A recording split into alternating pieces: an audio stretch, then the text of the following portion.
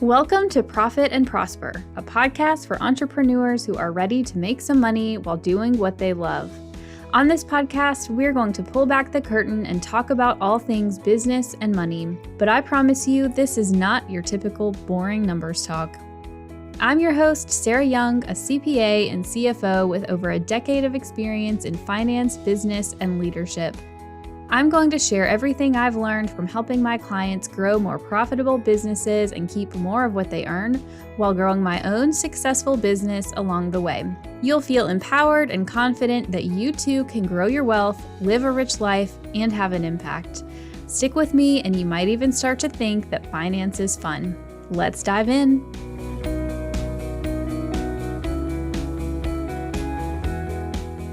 What's up, y'all? Welcome back to the Profit and Prosper podcast. This is episode 65, and this week I have an interview with Jen Szpigiel of Becoming Iconic, and I think you're going to find this one really interesting. So Jen is the owner of Becoming Iconic, which is a multi-seven-figure global brand supporting entrepreneurs in life and business through mentorship, a boutique agency, and the incredible Becoming Iconic magazine. And so I think you'll find this interview interesting because I didn't just talk to her about her expertise in branding and marketing and positioning, but we talked about some of the things that she has overcome in scaling her business beyond being a solopreneur to, being a multi-seven-figure business, to having all of the different income streams that she has coming in.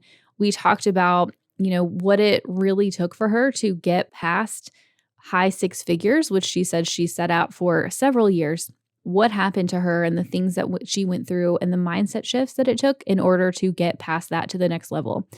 So it's really not that often that you get to hear from multi-seven-figure women business owners on podcasts like this, at least not in my world. So I hope that you find this interesting. I think that something like 1% or 2% of all women business owners make it to $1 million or more in revenue. And so there's just not that many, which I hope we can change, right? And so hopefully you enjoy listening to her story.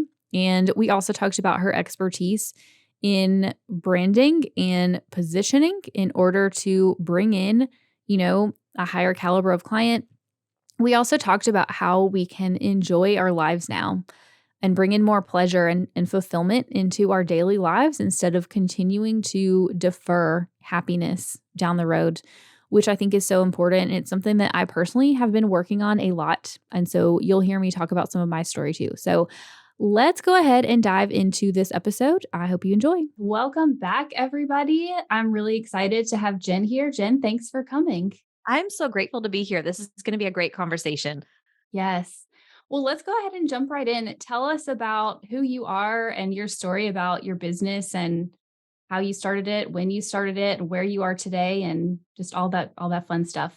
Yeah, sure. So I'm the founder and CEO of Becoming Iconic, which is basically a house for entrepreneurs.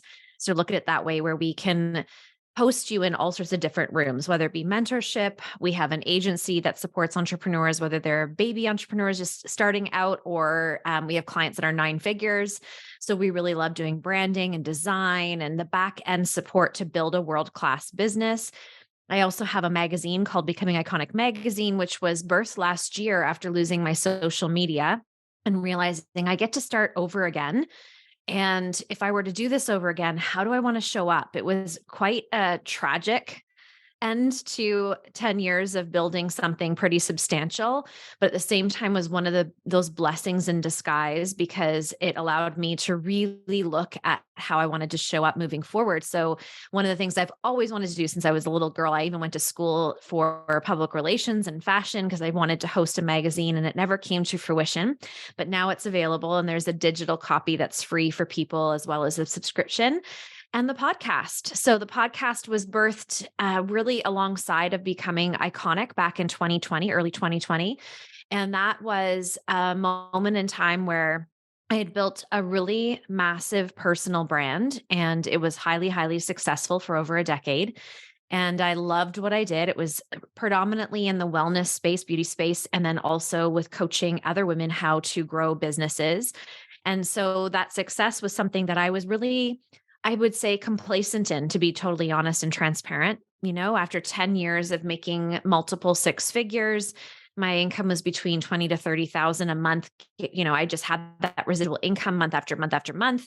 And although it was a flat line, and at the time it felt really frustrating that it was a flat line, I look back and go, wow, to be able to hold that business for a decade at that point is something I'm pretty proud of at this point.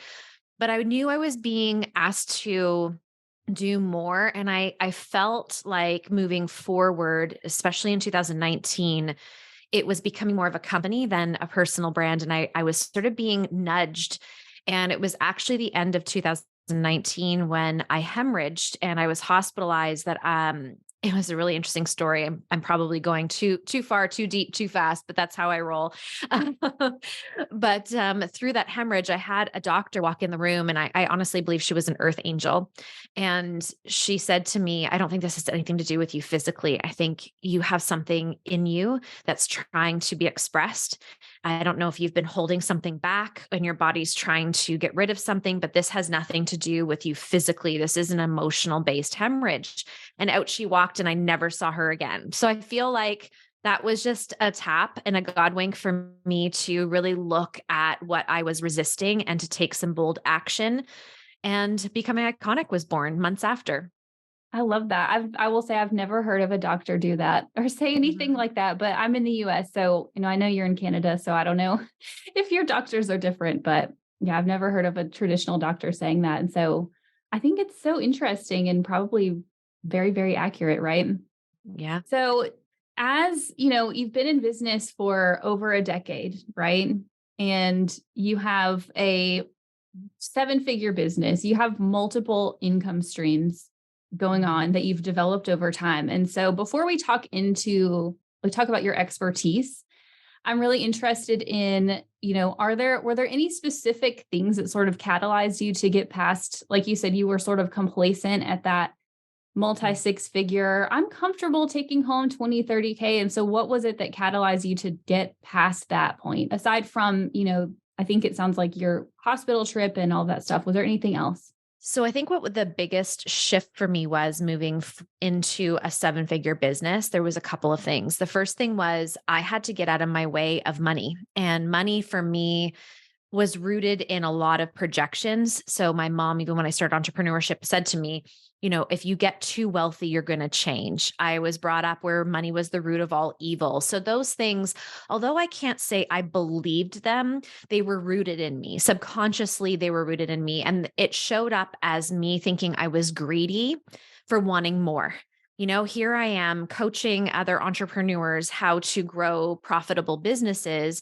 I have a profitable business, and how could I want more? So there was a level of selfishness, greed, guilt for wanting more. And I believe that's what kept me complacent for a really long time. And it was having to heal myself and my money wounds and those subconscious beliefs and thoughts that really was the trajectory for me to accept more. And the reason being is I firmly believe that good women who become wealthy will do good things in this world. And I had to ask myself, if I acquire more income, if this business grows beyond to where it is today, I had to attach myself to a vision of my contribution to the world, not just to throw my income out there as a sales pitch constantly, which we're seeing all the time and it's getting boring. It's more of, okay, so as women, we have this access, we have this ability to find and grow and create this income and wealth, but what are we going to do about it? What are we going to do with it? That to me matters a whole lot more, because as someone who has been an entrepreneur for so long, there will be ups and downs in business. We cannot be naive to that. We cannot, be shy around talking about these things. So if we know our income can fluctuate, what doesn't fluctuate is our vision and the way we see the world and the way we want to serve in the world. And that's our superpower. And I believe once we really lean into that, that's when all of a sudden the doors open and abundance starts to flow in, because it's like we're ready to support that and hold that wealth. So that was one of the biggest things. The other thing for me too was surrendering into realizing that I don't have to be a solopreneur and wear the martyrism badge of I do it all. And I had done that. for a really long time. I want to say 15 years of my entrepreneurship. Yeah, it was 15 years of my entrepreneurship. I did everything on my own. So I'm a mom of four. I'm a wife. I clean, I cook, I run my businesses, all the things. And it wasn't that I was necessarily proud of that. It was something that I wore to reflect my resentment. It was something I used against my husband. So I would, have those little like pokes, right? Where you're like, well, Yep. I've been working all day and, this like, look at me and all that I'm doing. And so it was really unattractive. It was just something that I got into, and it was a loop and a pattern that I didn't see. I just felt.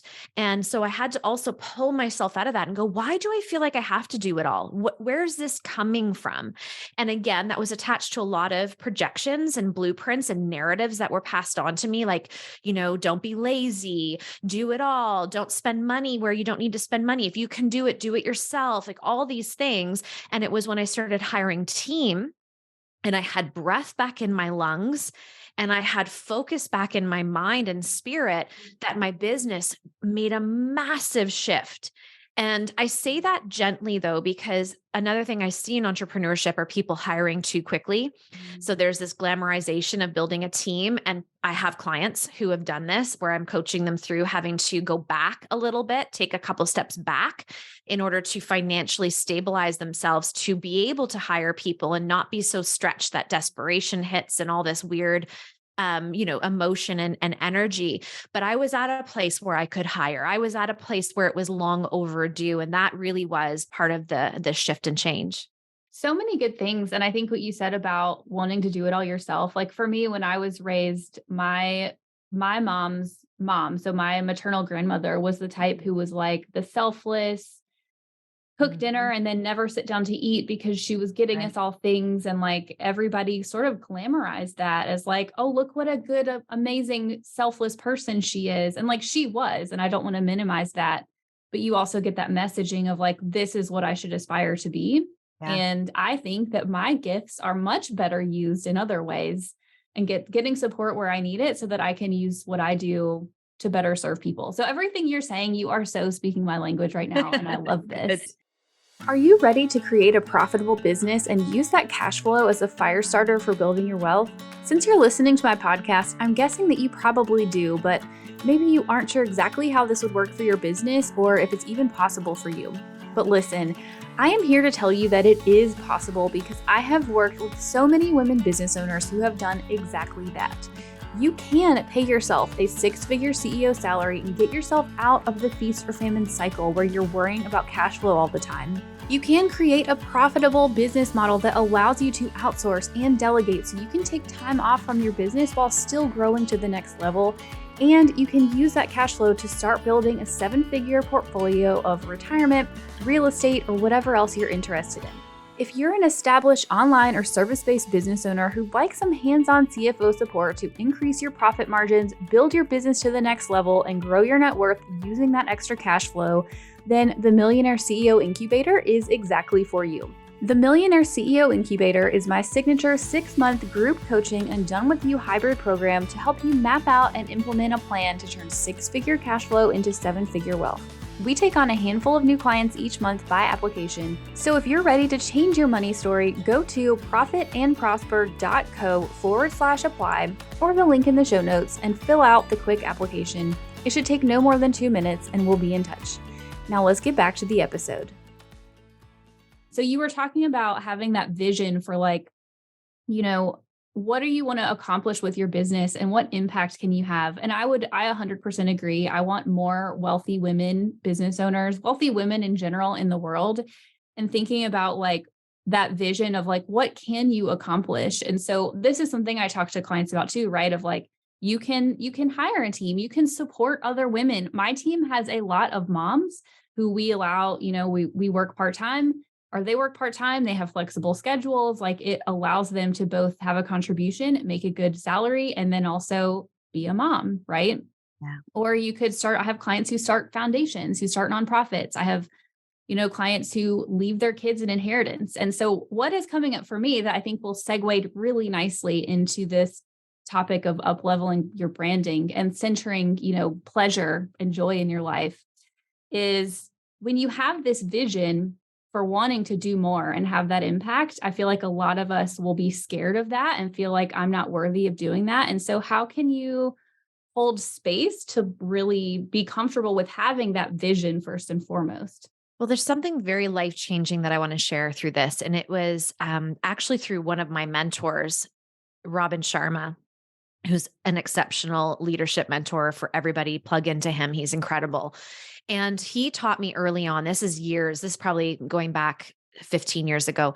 He said, building a legacy. And legacy to me is like, it's soul food. I think about, what do I want to create in my lifetime that my children look back upon their mother and think, wow, look what she did. Look what she created. Look at the people she served. And also, they knew what I stood for. They knew my character. They knew my values. They knew that I was all in my life. I want to be that example for them. So, legacy to me was really, what am I creating to leave to them? Well, he course corrected, I would say about a year or two ago.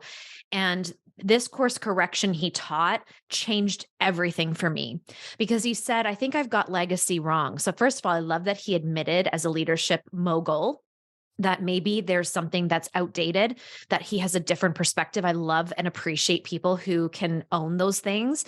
And he said, I firmly believe legacy is what we're doing today. Like, why are we so focused on what we're leaving behind? And he spoke specifically about parenting and motherhood. And as a mom of four, this really spoke to my heart. He's like, why would you want to leave behind, an inheritance or, money for them to travel, whatever it is? Why wouldn't you want to be doing that and creating those memories with your children? And that it pierced me. I thought, yeah, why am I building all of this to leave to them and them enjoy it and think of me when I'm not here to enjoy and be in it with them?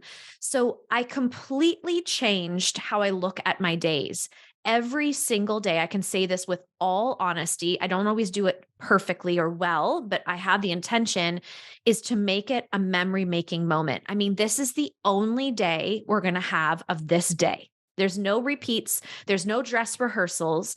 So why would I wait to die or leave this earth in order to feel like I'm making that contribution or legacy? What if today I make a beautiful meal on a Wednesday evening for my family? What if I ask my husband to go on a date in the middle of the day on a Wednesday? Why does it have to be saved for something? And that invited a lot of beauty, a lot of pleasure, a lot of intention into creating this in the now to build the legacy now. And it is transformative, not only for me, but for my entire family. I mean, we just have so much joy. I often say to my clients, I feel like we're soaked in pleasure. I just feel like if you were to come over here, we're like dripping in pleasure because we don't wait. We create, we build this day the best we can. And again, it's not perfect.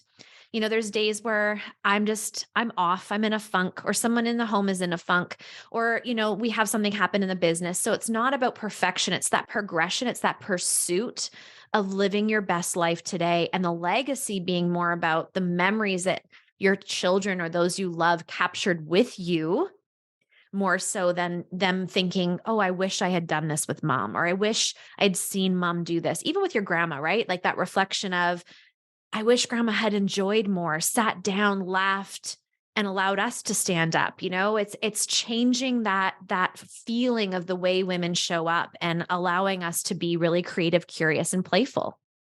That's so good.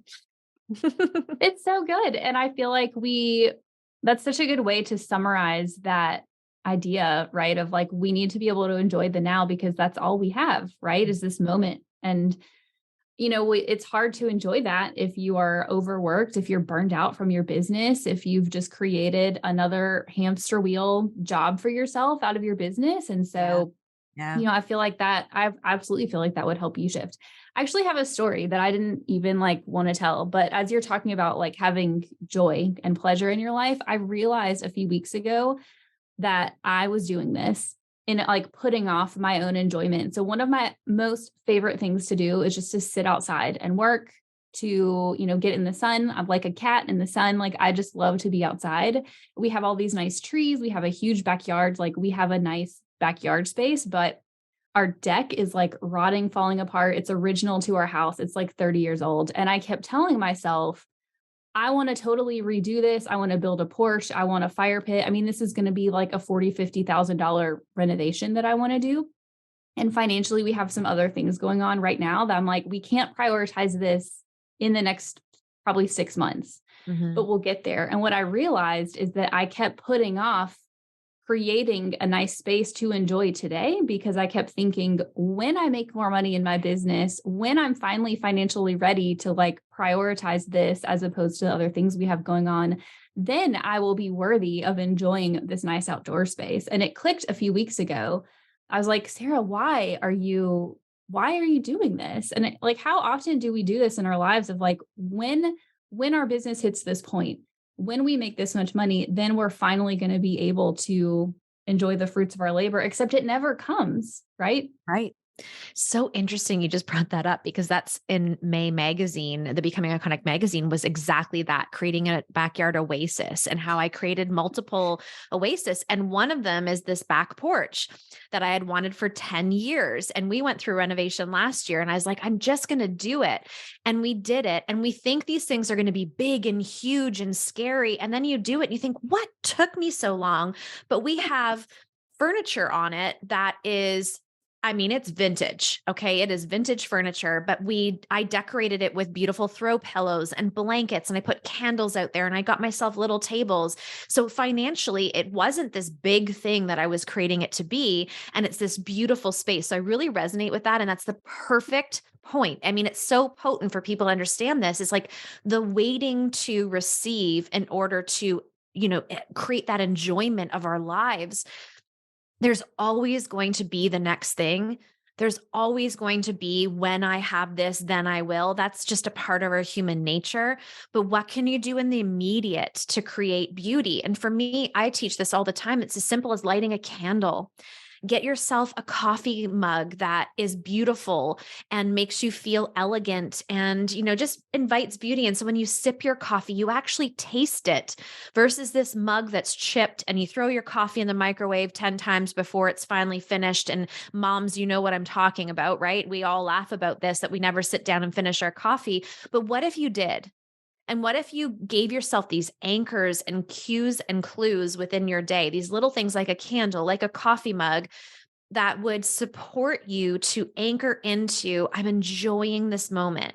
Even if I have to get up and get a bottle or make food or get the kids on the bus or whatever it is you're doing with this. I mean, I'm drinking from my mug now as we speak. It anchors me into this sense of peace, this sense of presence, this sense of this moment really matters. And it does. And presence is one of the biggest gifts we can give to ourselves, to those we love, and to our life. Yes. So I'm going to go read that article in your magazine because I think that's hilarious that you did the same thing. I feel like we should be friends. I ended up I did the same thing. I didn't, I'm obviously not doing a whole reno, but I got a new outdoor table and some chairs and some new pillows. I got the pressure washer out like a couple weeks ago and pressure washed the deck and just made it to where it's a little bit more enjoyable. And I want to go sit out there because one thing I've been reading a lot about for the last couple of years is just this idea of manifesting, and how, if I'm out there and I'm enjoying my outdoor space and I'm thinking I'm worthy of enjoying this space and I'm worthy of taking the rest time, then more of that will come, versus if you're always thinking, I'm not here yet, I'm not deserving, right? You're sort of forcing yourself just onto the hamster wheel. And so I love that you did the same thing with your outdoor space. Yeah, it's fun that we have that. All of those are really amazing points, and centering on the idea of pleasure, and not in an over the top way, but just the simple moments, right? I feel like when I look at your website and your Instagram, your branding very much speaks to that. Your branding feels and I'm really not good with words in this way.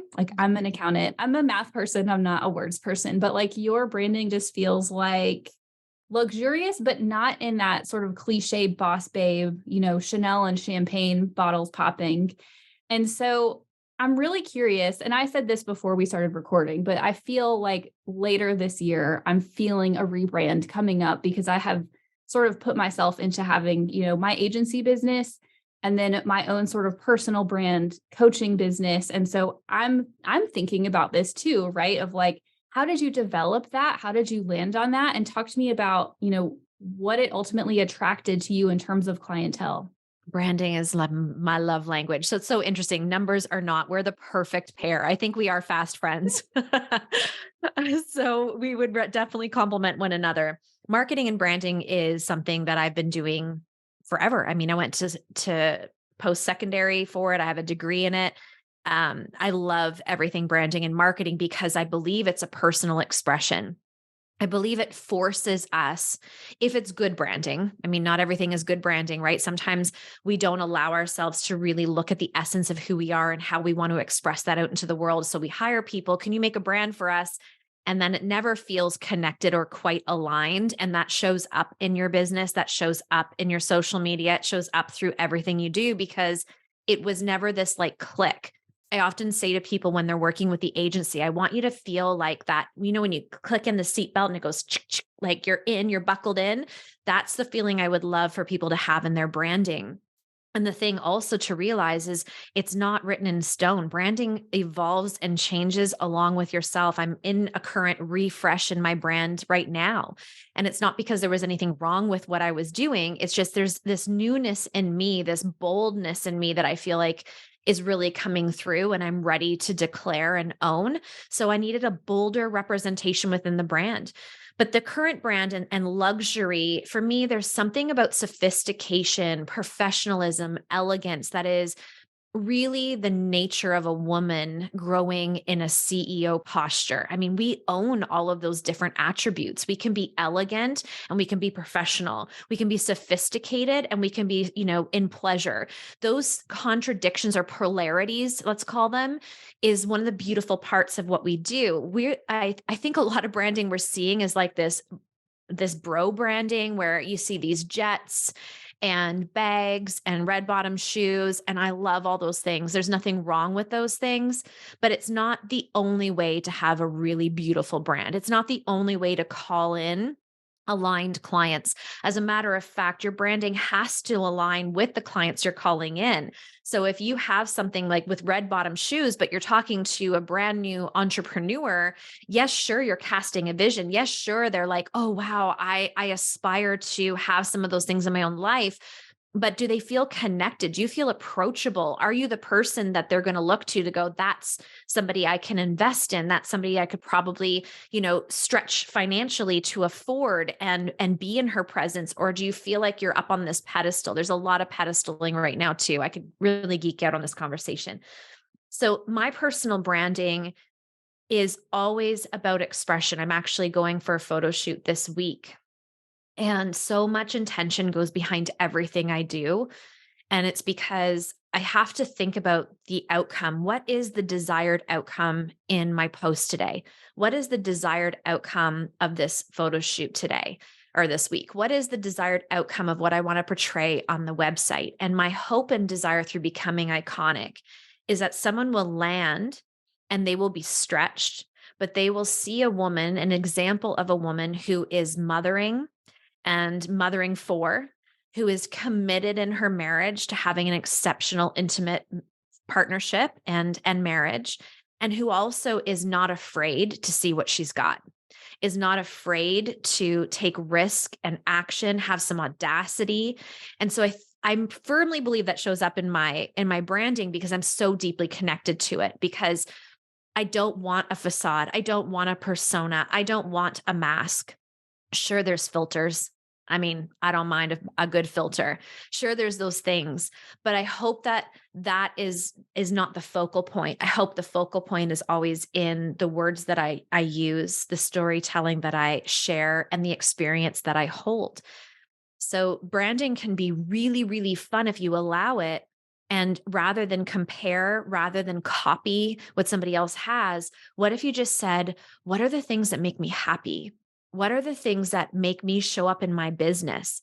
And a really good brand that supports that will give you that energy, that boost to show up. There's nothing like, having that kind of injection of energy into your business through graphics, through a logo, through colors, through a direct creative direction.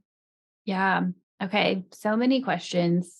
I feel like for me, and I've worked with great people. And so don't get me wrong. I've worked with great photographers. I've worked with, a great person who did my website and all of those things. But I feel like for me, that process, and this is probably what a lot of people go through, is that the process of coming up with the brand is very piecemeal and Mm. there's really no strategy. And so I'm curious, in your opinion, at what point do you feel like, I imagine, making the investment to have somebody to really be that creative director and to help you with the strategy is not a small investment. And so, at what point do you feel like this is something that is a required investment to be able to build the business that you want? Such a good question. And why I started building my agency, because I was sick and tired of people being charged tens of thousands of dollars for branding. I don't see why that's necessary. I'm just going to be very bold and honest. It's not necessary. You do not need to pay $15,000 to have a brand.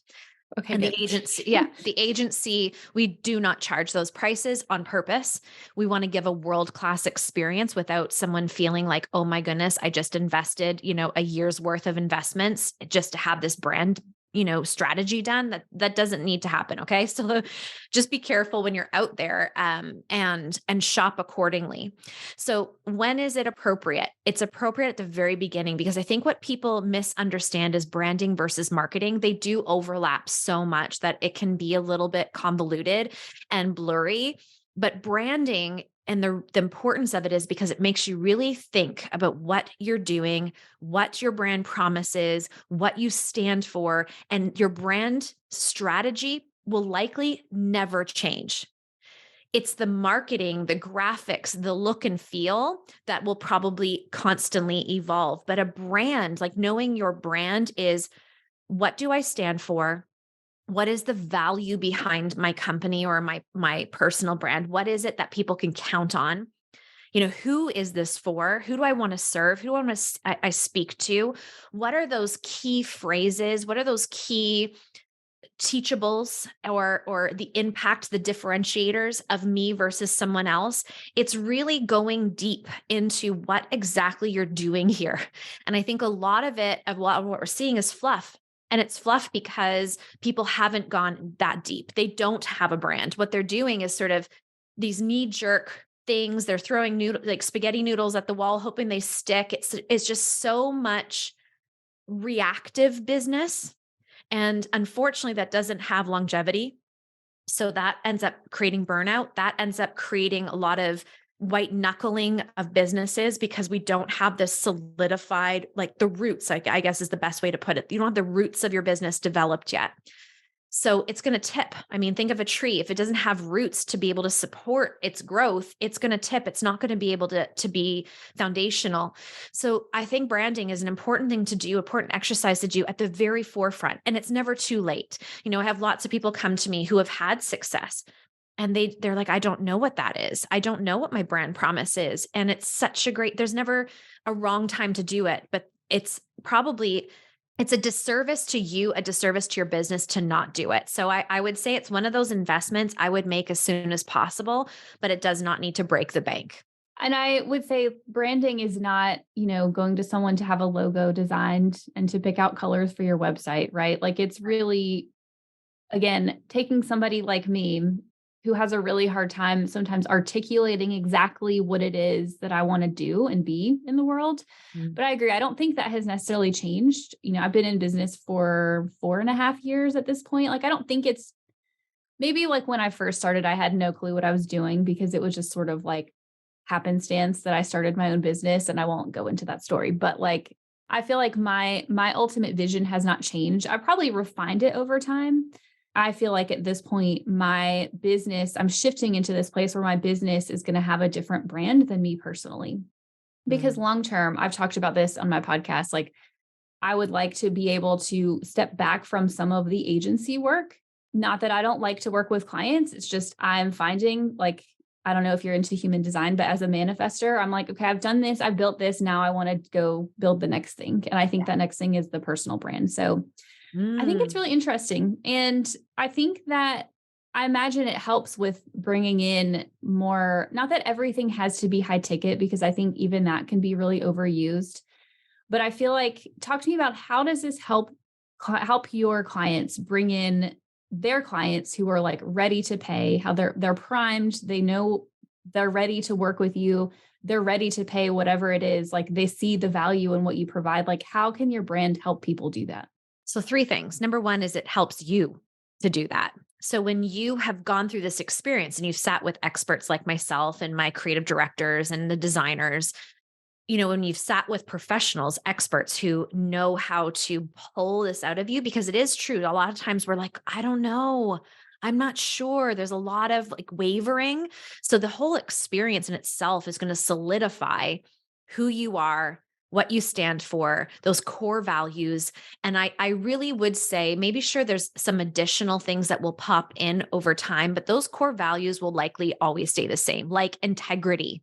Like that's just a core value of mine. I'm not going to one day be like, no, I don't believe in integrity anymore. That's, we're going to go Yeah. off. And so those things are really, really important for someone to identify, because once you can stand in it and you have this clarity, you show up in a different way.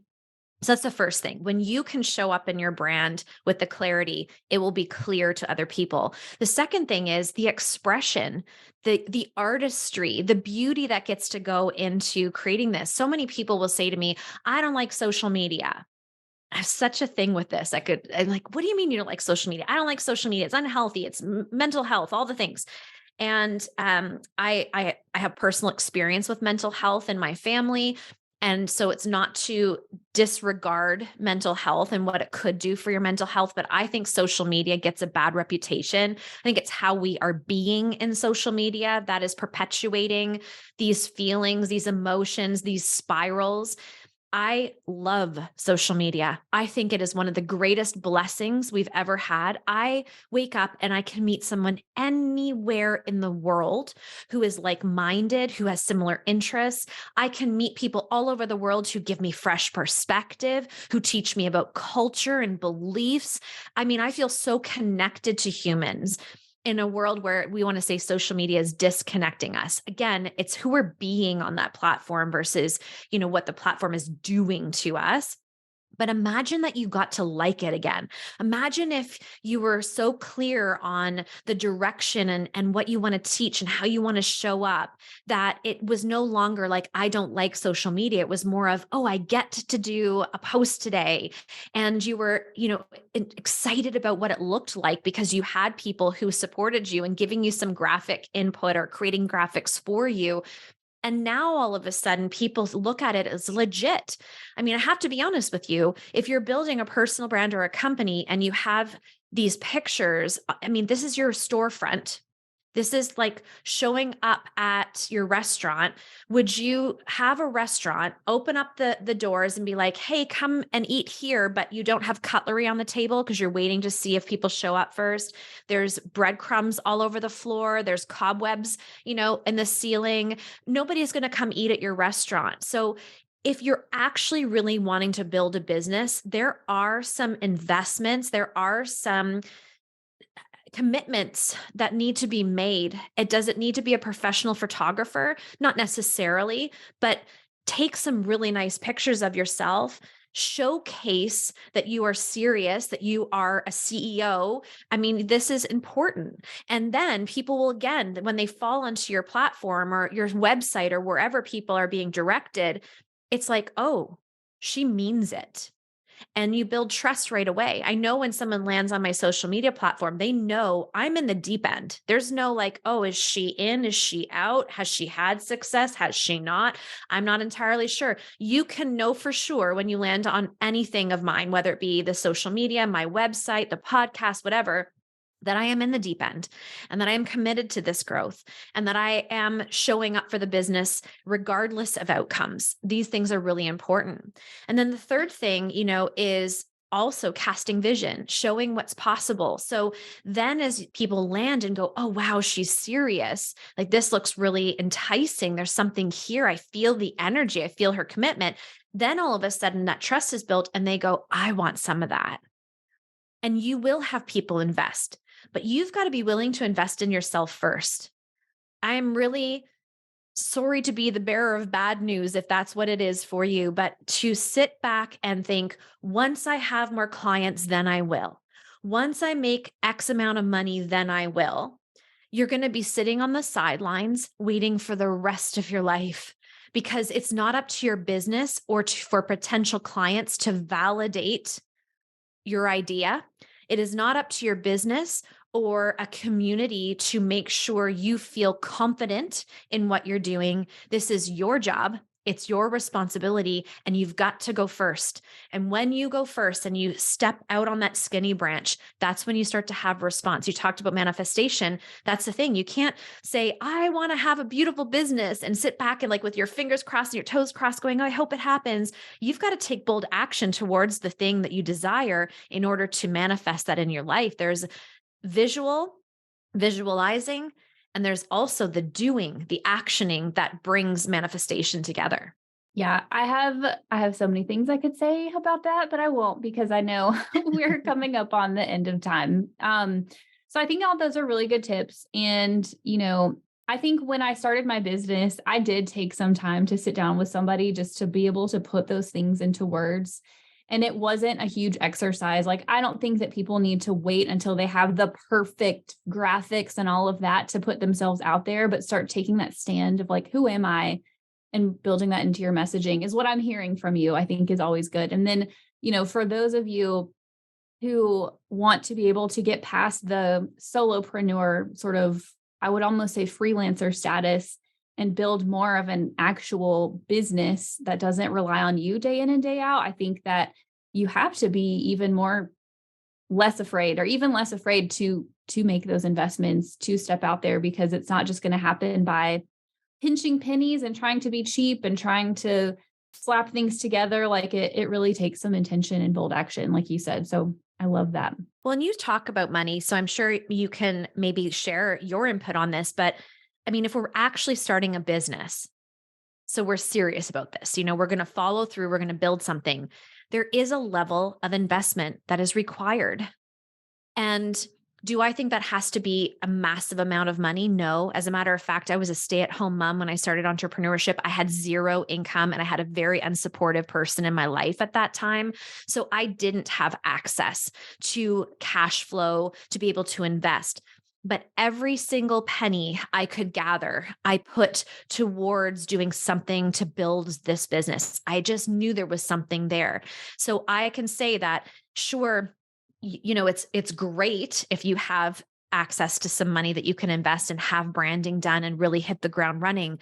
But at the same time, if not, be resourceful in the meantime. Do the things you can do to really build this on a foundation, build this upon brick and mortar versus a deck of cards that, as soon as the first win comes or the first, month that causes hurdles or obstacles, it doesn't just fall apart. We don't want that. We want to make sure we're building this that is going to hold you and hold your future and hold that vision for everything that you're desiring. I will say too, like, investing is not just money. It can also be an investment of time. But I also would say, I think you said this too, I'm not a proponent of always, bootstrapping and trying to do things on your own. I think that when I started my business, I definitely reinvested a lot of the money that I made back into my own development to up-level myself, to things in my business I felt I needed. And so I feel like because I did that, I got to where I am today. Okay, so all this is so good. And my last question is, I love to ask everyone this. Tell me about something that your business has enabled you to just massively upgrade in your life. And I like to tell people, I'm asking the question because I want us to see that you don't always have to be responsible with your money, and you don't always have to be cheap. And it's not cheap in a bad way, but like, you don't always have to be selfless. And so tell me about a fun life upgrade that your business has afforded you. It's interesting. I was just sitting with this morning, and actually this just brought it to light. So I have to thank you. I got a little teary-eyed actually thinking about this, because this morning I was like, do we go on a family vacation or do we finish off the renovation and put these like massive sliding doors in the back wall? And I was sort of sitting with this like conflict of what should I do? And then I as you were saying this, I was like, wow, what a discussion to have with myself in the first place. I mean, this is the life. And so thank you for bringing that to light. That actually just kind of grounded me a little bit. where I've realized that my why when I started entrepreneurship has never changed. It was to create as many memory making moments as humanly possible with my family as a mom. And that is something that I do day in and day out, whether it be that we order in a beautiful meal and put candles on the floor and fur blankets and have a picnic, to going on the most beautiful vacations together as a family and building memories, to taking the home that we love so much and upgrading it. And my daughter last night brought her friends over, and it was the first time I'd noticed how proud she was of our renovation. And she's like, "Do you want to come around and see my house?" And so my daughter's taking her friends around to show the house to them. And those like moments where you're just like, "Oh my goodness, we're doing it. We're living it. This is a life that I am building and intentionally curating for not just myself, but these children." And so for me, nothing feels impossible anymore. My kids also have been raised to realize nothing is impossible. When you want something and you put your heart and soul into it, you can create it. And so maybe it's not the perfect answer to how we're spending our money, but it's given us choice to do a lot of really beautiful things as a family. We travel all the time and we dream together all the time. And we don't have conversations around the dinner table of we can't afford that, or once we save more money, or it's just these big audacious ideas that we get to play with and bring to life together. And I think that's been one of the biggest blessings of all. Thank you for being here. Thank you for sharing all of your insights. I feel like this was so good. Tell everybody where they can find and connect with you. Thank you so much for having me, first and foremost. I really appreciate this conversation as well. And I do lots of podcast interviews, and you're a great interviewer. This felt like a very beautiful conversation. So thank you so much for what you're doing. I appreciate that. Yeah, thank you for offering what you do to the world. A podcast is one of the greatest acts of generosity. And I just want to edify you in this moment as well. And all the who are listening to remind them to thank you, and maybe give you a review or whatever it may be, to also show their gratitude for what you're doing day in and day out. So thank you so much. You can find me Becoming Iconic pretty easily across all social media platforms. It's Becoming Iconic. If you want to read the free digital magazine or check out the podcast, becomingiconic.co. So it's .co. Is the website. Everything's housed there. And then you can sort of go where you want to go from there. But I think it's a beautiful place to start. And I'm just really excited to meet people. I'm always in my DMs. I'm not one of those people that has somebody pretending to be me in the DMs. I love connections. So if anybody has questions or wants to get to know me on a deeper level, that's a place to meet me. And otherwise, I look forward to some new friends, and I hope that they felt served today. Yes, I'm sure they will. I so appreciate it. And everybody listening, thanks for being here, and we'll see you next week.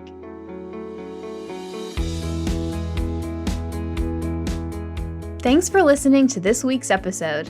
Now, I want you to go take some action. What's one thing you can do this week to create more profit in your business? Send me a DM on Instagram at YoungCoCFO and share your action item with me. If you have a question or topic you'd like me to dive into, or if you're feeling empowered about taking charge of your finances, let's continue the conversation. Go to profitandprosper.co to submit a question or topic for me to talk about on the show. And because we all profit and prosper better with friends, please leave me a review on Apple Podcasts, subscribe wherever you listen, and share the episode. Make sure you tag me at YoungCoCFO on Instagram so I can give you some love, and I'll see you in the next episode.